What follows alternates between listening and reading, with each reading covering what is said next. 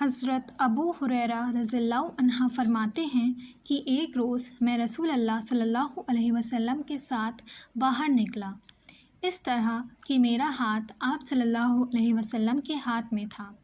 آپ صلی اللہ علیہ وسلم کا گزر ایک ایسے شخص پر ہوا جو بہت ہی شکستہ حال اور پریشان تھا۔ آپ نے پوچھا کہ تمہارا یہ حال کیسے ہو گیا؟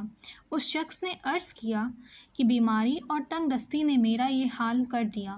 آپ صلی اللہ علیہ وسلم نے فرمایا کہ میں تمہیں چند کلمات بتاتا ہوں، وہ پڑھو گے تو تمہاری بیماری اور تنگ دستی جاتی رہے گی۔ وہ کلمات یہ ہیں: توکلت علی الحی الذی لا یموت، الحمد للہ الذی لم یتخذ ولدا ولم یکن لہ شریک فی الملک ولم یکن لہ ولی من الذل وکبرہ تکبیرا۔ اس کے کچھ عرصے کے بعد پھر آپ صلی اللہ علیہ وسلم نے اسی طرف تشریف لے گئے، پھر اس کو اچھے حال میں پایا۔ آپ صلی اللہ علیہ وسلم نے خوشی کا اظہار فرمایا۔ اس نے عرض کیا کہ جب سے آپ نے مجھے یہ کلمات بتائے تھے تب سے میں پابندی سے ان کلمات کو پڑھتا ہوں۔